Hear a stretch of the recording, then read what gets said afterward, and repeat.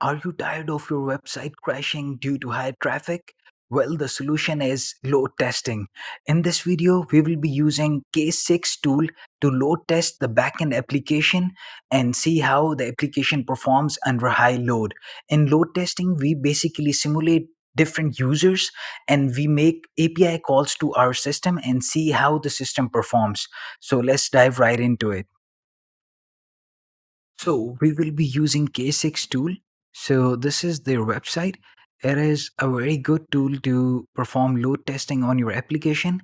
In this video, we will be specifically testing the backend application of our system, and we have like different test cases that we will execute, and I will show you different types of backend load testing test cases. So let's open up the code. So we have basically main these are the main six types of load test. The smoke test basically mean that we are performing a basic test just to check like everything is working fine, the APIs are responding and the server is running fine, the URL, everything is okay.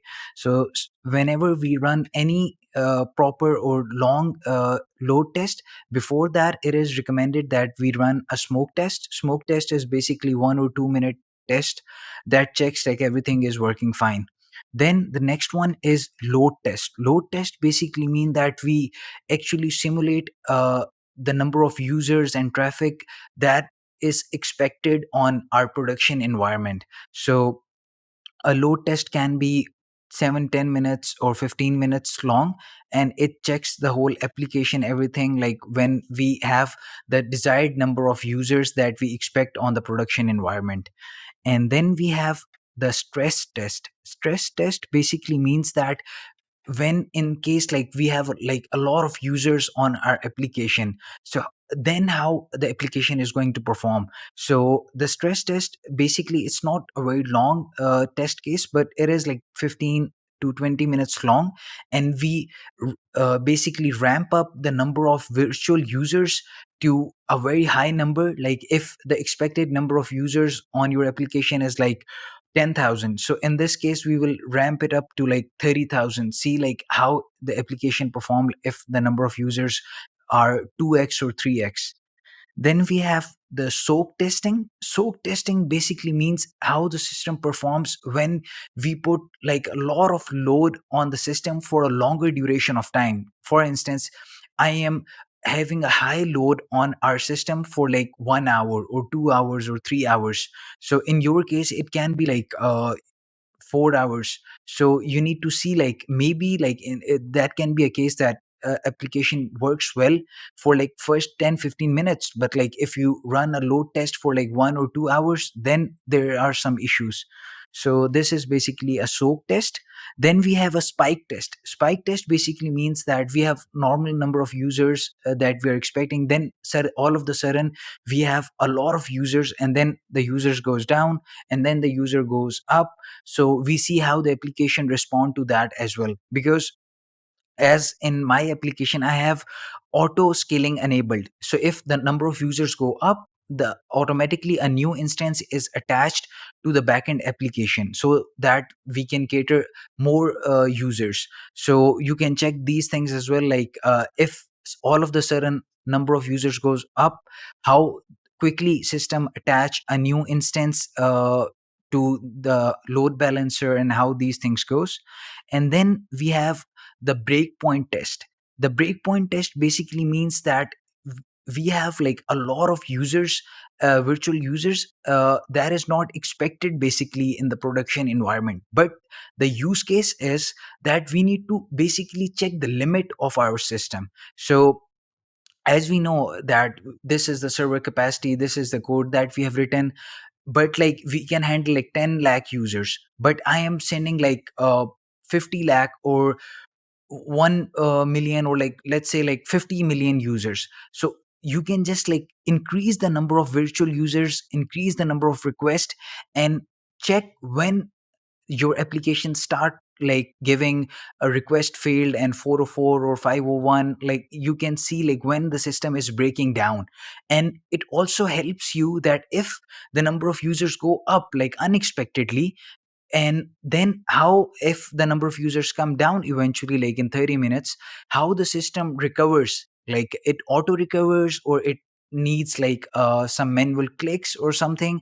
So you can check your system capacity, what is like the top capacity of your system, plus you can also see how your system actually recovers from any issue or any problem. So then the next one is the response time test.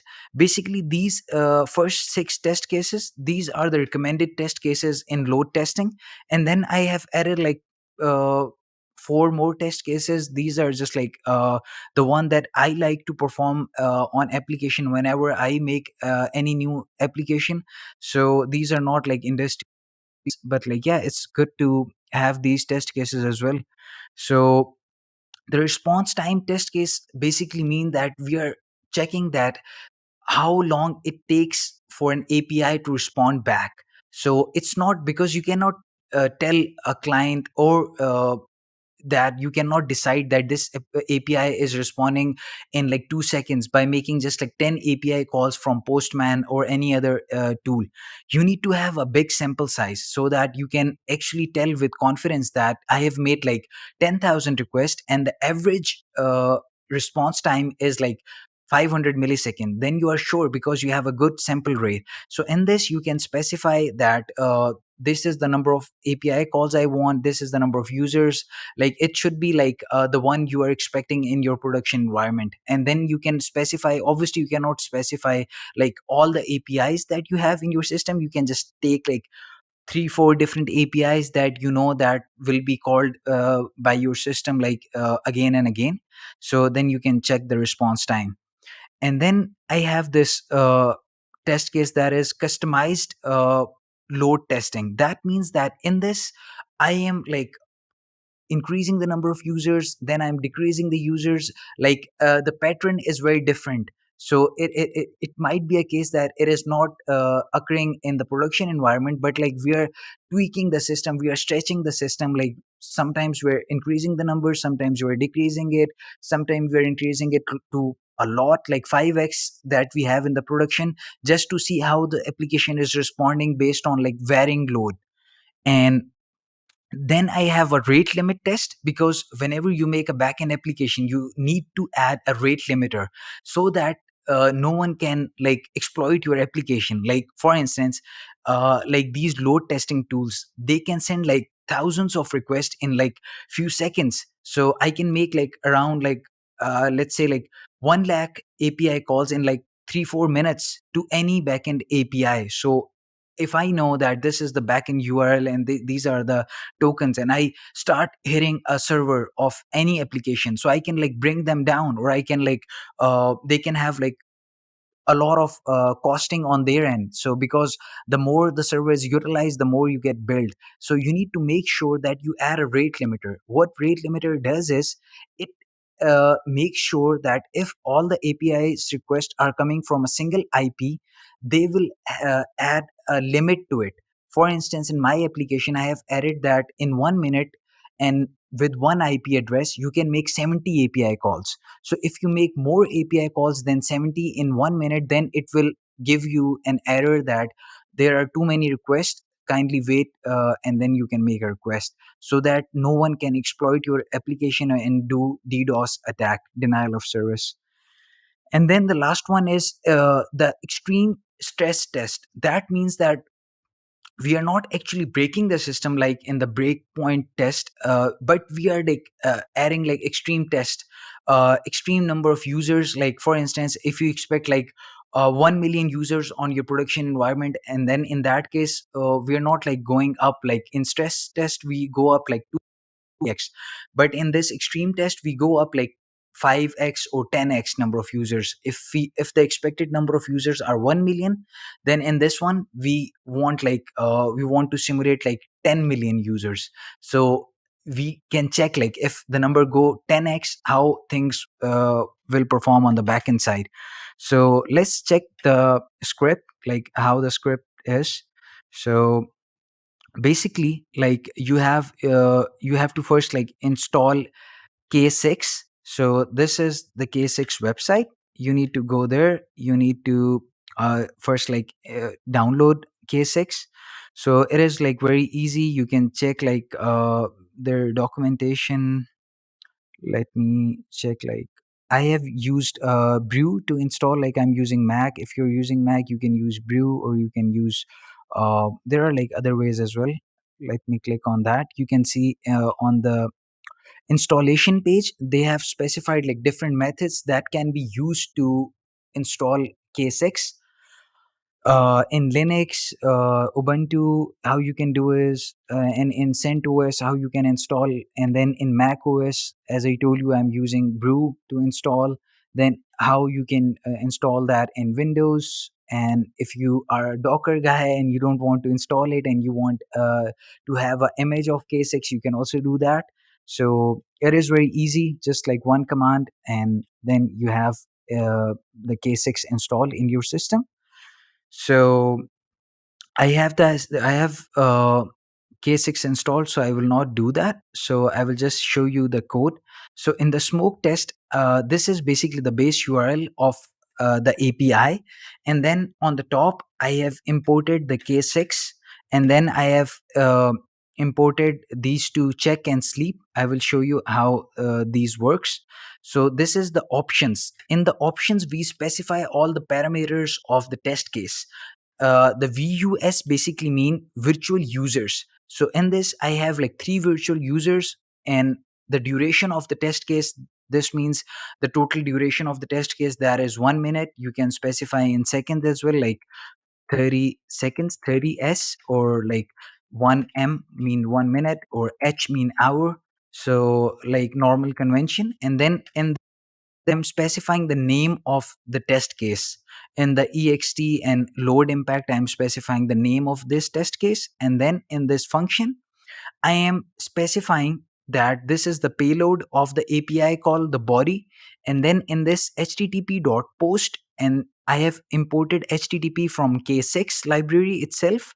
It's not like Exio's http call or fetch module http call. It is basically we are using K6. So K6 has their own method to make an http call. So this is the post request, so that's why I have added post. You can change it. In your case, it can be a get or put. You can do it, handles all the methods. So this is the API call, this is the URL, and then I have to stringify the body, and I am also specifying the headers. And then when I have the response, I am passing that response to check method that I have imported from K6. And in that check method, I am checking the status of the API call.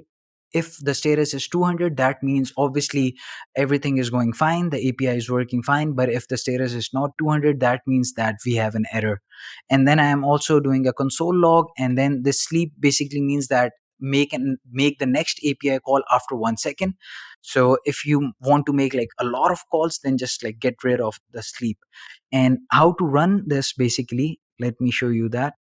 So basically, you need to type K6 run, and then the name of your file. So in my case, the name of my file is smoketest.js. I will press enter, and you can see the request. The K6 is sending the request, like, and you can also see the logs because I have a console log in the script. So you can see like the number of calls and the return that we are getting the data. I'm also I have the body of the response in the console log, so you can see everything. And you can see like the test case is running. It is 27-28 second, and 3 out of 3 virtual users are sending request. And these are the total number of requests, and this is like zero in interrupted like iterations. Like, we do not have any errors right now. So when the test end, it gives you a summary of the whole test scenario. It is very good as well. You can like get a lot of insights from that. So also, like, K6 has like a lot of options. You can also like put the whole output in a separate file as well. There are a lot of options, like I will show you that as well. So let's first see the response of this load test, it is showing me that 100% of the API calls are success, like 129 API calls are success and 0 are failed. That means basically no fail request. And then the data received is 284 KB, data sent is 21 KB. That the data we get from the API call, it is telling the accumulated size of it, and the data received from the API call and sent from the API call, it is telling that HTTP request blocked, connecting, duration. So it is telling me all of that. Request failed, it is showing me 0 request failed. And then request receiving, sending, it is telling me all that, like what are the total number of requests, and what is the average time, average duration. So we can see all of that in this, like average mean the average time, minimum time, and the median, med mean the medium, the mid time, max mean the maximum time spent on that, and the P90 P95 basically mean the percentile. P90 mean the 90 percentile, P95 mean 95 percentile. So this is how you can basically read this graph. So you can see, like if you see, like if you want to check like what's the average time spent on basically request, let's say request sending. So the request sending is like 437.84 millisecond, not so you can see that it is like not even millisecond, it is like nanoseconds. Okay, so you can see like request waiting means like you are waiting for the response. So it is 383 milliseconds. That means like it on average it takes like 383 milliseconds to get the response from the API. Okay, so this is how you can do it. And then you can also type k6 dash dash help. You can see like what are the different options, like k6. Also you can run your test cases on cloud. I will have a separate video on that. You can also resume. You can also like there are like different options in this. And then you also have like flags, like in your test cases, so you can do that as well. So it is good, like you can use the help command to see what are the different options. You can use output to like output the whole test case on a particular file as well. So you can so I can do console output. So whatever we have in the console, I can save that in a file as well. So for that I can do dash dash console dash output test dot log. So if I run that now, you can see like a test log file is created and all the logs are basically saved in that. So you can save your whole scenarios, whole load test, and if you need to share that with your team or other person, you can save that for later use. Or you want to use this data and visualize that in some graphs, you can also do that. And yeah, this is the basically how it goes. So the load test, like it is almost similar, but in this we have the stages concept. So in the previous smoke test we have just specified the number of virtual users and then duration. But stages basically mean that we need to like have different stages, like at one time, like for instance in this case we have first stage is duration of 2 minutes and the number of users are 20. Okay, and then in the next stage we have 5 minutes the total duration and then the number of users are 20. And then in the last stage it is of also 5 minutes and the users are going down to zero. So it will not be zero instantly, so it will like slowly go down to zero. So you can see this, like if I quickly, because in this video I cannot like simulate all that, but if I quickly like change this to 30 second and this as well. So just like simulate you guys like how this works. And this is 10 seconds. And if I increase this number to, for instance, 200, right? So how it goes. So this is the log file basically. Yeah.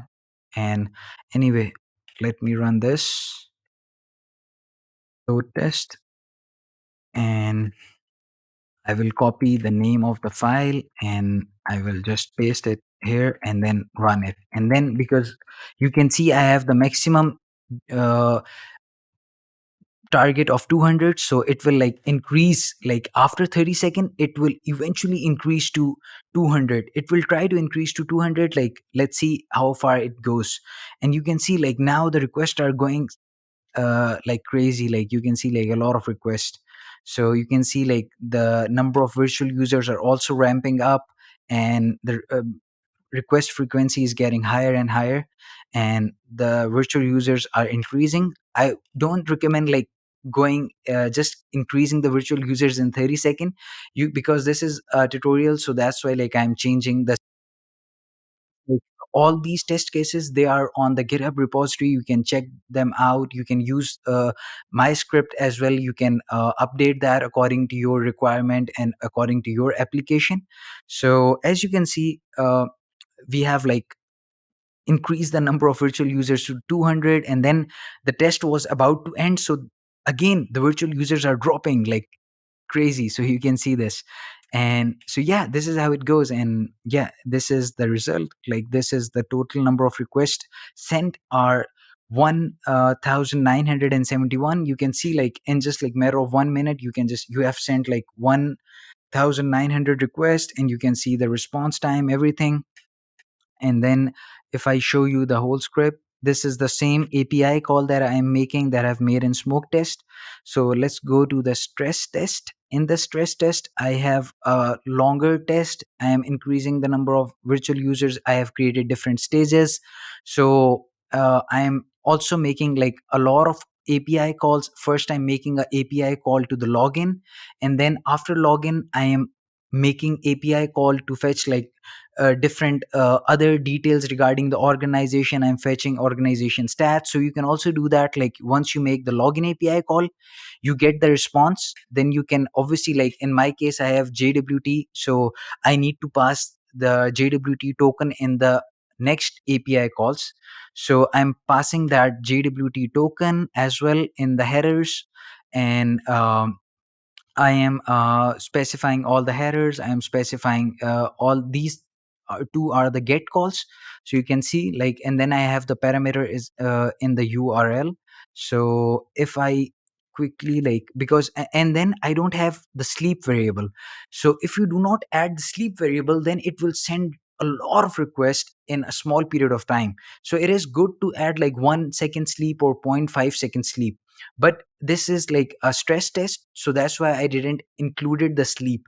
So if you do not include sleep, then like it sends like a lot of requests. You can either increase the number of users, or you can just get rid of sleep, and then it also like do a lot of requests. Like if I quickly run this test case for like 30-40 seconds, you can see like how it is actually sending requests. So let me type the file name, and you can see it will start sending requests. And yeah, so while it is executing, I can show you the soak test. Soak test basically means, like as I told you, like sending a lot of requests to the servers for a longer duration of time. You need to increase the number of users, and then when the desired number is reached, then you need to just send that, keep that particular user rate, and then send that number of requests for a long period of time, not like increase decrease. So in this you can see like I have 100 virtual users, and each virtual user is sending like hundreds of requests every second, because I do not have the sleep variable, as I told you previously. And then it basically sends the request for a long duration of time. And so this is basically soak testing. In the spike testing, I have like, this is like a very small script, like 3 minute script. And all of the sudden you have 2000 virtual users, and it suddenly like it's a spike like this. So number of users are increasing and then eventually going down. So this is basically like it simulate the spike in traffic. So in this I haven't also added the sleep. If you add sleep, you can increase the number from this 2000 to 2 lakh or 2 million. It depends upon you. So and then I have the breakpoint test case. In the breakpoint test case, I have like 20,000 virtual users, like, and I have added zero point 0.5 sleep. So, and then it sends like a lot of requests, like, I believe, so then you can see like, and then these are not like, how you use it, like you can like change the number of virtual users based on like, if your system is not crashing on this 20,000 virtual users, then you can like increase this number and see like how, when it is crashing. So you can just like change the script. And this executor ramping up arrival rate, this basically means, as I have mentioned in the comment as well, that a sure load increase if the system slows, that even if the system is slowing down, but keep bringing new users and keep sending more load to the backend system. We do not care about the system is slowing down, or like it is system is down. We just need to break the system. So yeah, for this you need to add this line, and this is the test name, and this is the whole script. So then we have the response time test case. In this, it is like simple. We do not have any stages. We just have specified the virtual users, duration, the threshold. In the threshold we have specified that the 95%, the P95, that 95% of request must complete below 800 millisecond, and 99% must complete under 1.5 second. That I am saying that 95 mean, or I can change that to like 80%. 80% of the request should complete like less than 5 milliseconds, right? Or like 500 millisecond. But like 99% of the request mean like the whole, like you can say like actually like 100%. So should complete in 1.5 second. That mean that this is our like max threshold. If our response time is greater than 1.5, then we have some trouble, because then it will affect the user experience. So we cannot go above 1.5. So your max threshold you can specify in P99, and then your average threshold or mid threshold you can specify in P95 or P90. So yeah, and then you, if you run that test case, it will, it might be the case that API is responding back, but it will also check this condition as well. So let me run this test case quickly. And as you can see, this test case, like it has sent like a lot of requests, 32 MB data received. So yeah, there is like a lot of request. And 20,000 requests, 20,700 requests are sent to the server. And yeah, you can see all that. What is like the average waiting time? 1.19 second, because now we are like sending a lot of requests. So you see like the average is changed. The minimum is still the same, 283, like it was previously it was also 283, but now the average is going up. That means like when the number of requests increases, the average response time changes. So this is like why you should use load testing to simulate how the system performs. So if I quickly run this response time test, you can also see how it goes. Second.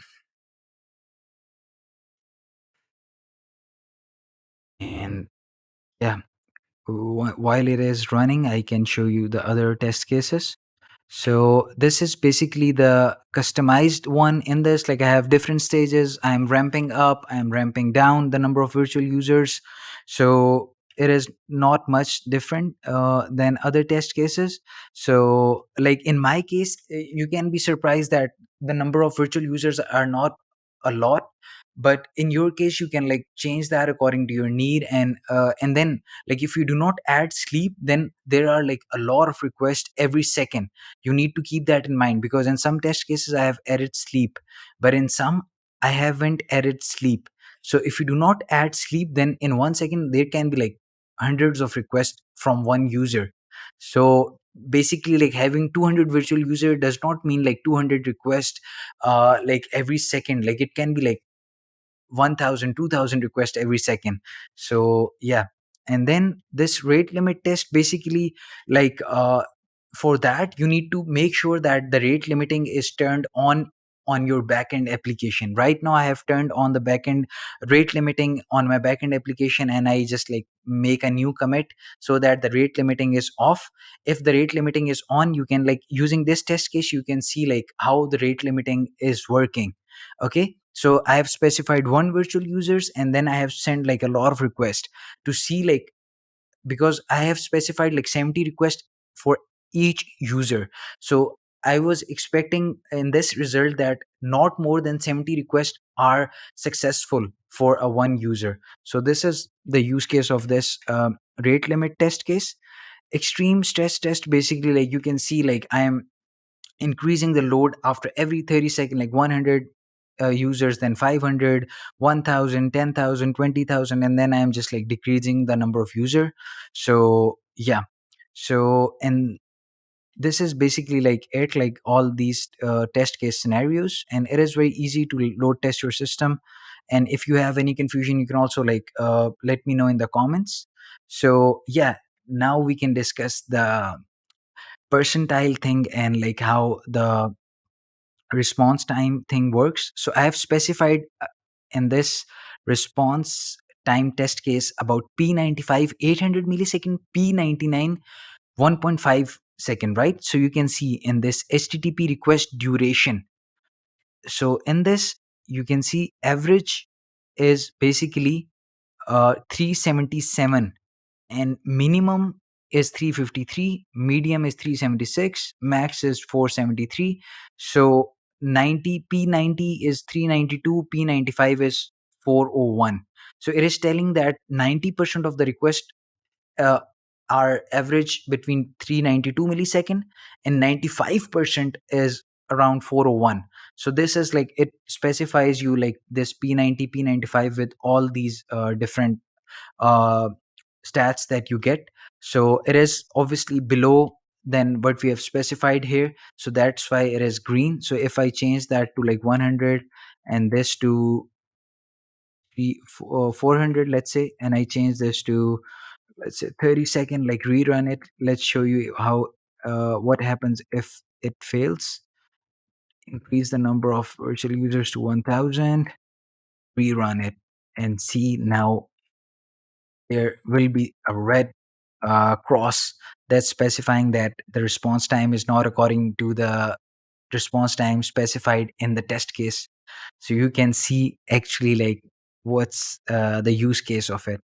So you can see the number of virtual users are ramping up, and yeah, there are 1000 users sending like a lot of requests, and I believe it will not be less than 100 milliseconds. So let's wait for the result. And I think it is, because you can see like it is like 36 second, because we have the 30 second in the duration, but like it takes some time to stop the whole execution as well. So it can sometimes take like 10-15 second to stop the test case. You do not have to worry about like I have specified 1 minute, but the test case is taking like 1 minute 15-20 second. So now you can see it is telling me that the average duration is this much, because we have like a lot of requests as well. So this is like and it is showing a cross, that means that the condition that we have specified, it is not met. So this condition is not fulfilled, and I have increased the number of users as well. So there's like a lot of requests, like in total, like we have like 3300 requests in just like 30 seconds. So obviously the system is like under a lot of load, so it is responding back in 6 seconds. And then it is also showing me P90 is like 90% of the users getting response in 10 seconds, P95 like 95% of the users are getting response in 12 seconds. So yeah, you can like play around with it and check like how things works. So guys, like this is like a document that I have created for an application that I was working on. And in this, like I just want to showcase you like how you can, if you need to perform load test on your application and you need to report back to your client, like how you can do that, or you need to create a report for it, how you can do that. Like I can also provide that in the description, and this can just like give you a better idea, like all what I have explained. Like it is written that like performance testing can test the reliability and performance of your system and catch performance regression and problems earlier. It will help you build resilient and performant application that can scale. And what is smoke testing? Like a small description, then I have added the results of it. Like I have done the smoke testing and this is the result. Then I have specified like what is load helpful to you in that case, that because I have tell you the definitions of all these test cases, but you might not remember it.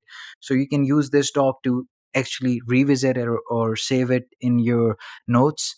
So this is basically a load test, and this is the result of the load test that I have performed. And then this is the basically a stress test, and then this is the result of stress test. This is the soak testing and the soak testing result. And then there's this is like a spike test. Spike, what is spike test? Verify system, how system survives and performs under sudden and massive rushes of utilization. So you can see like in every test case I have specified like what is this test case and what is the use case of it. So this is a good document. I can provide you these details in the description, or I can also add them in GitHub as well. So all these details are mentioned. And rate limit test, you can see like the one I was mentioning in the video. So in my application, I have like 70 request threshold.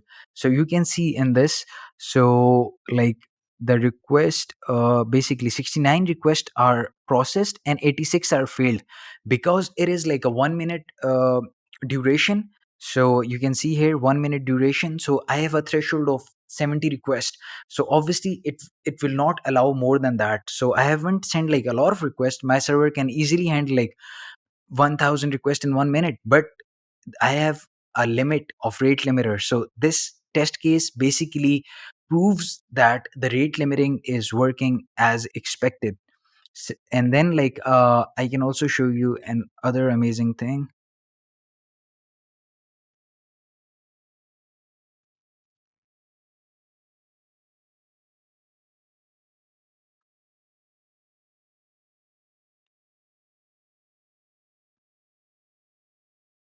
So now I have opened up my AWS just to showcase you like the other aspect of it, because like we are running the load test. I am checking because I have a load balancer, then I have like multiple instances configured. I have if I need to show you what are the instance type, I can show you here. It is basically, I need to specify it here, that what is the instance that I want. Like I need like maximum of 2 instance. I can change that to like 3 or 4. And then my instance is M5X large. That means like it has like around 16 GB of RAM, and then it has like around 4 or 6 CPU cores. And let me quickly check that.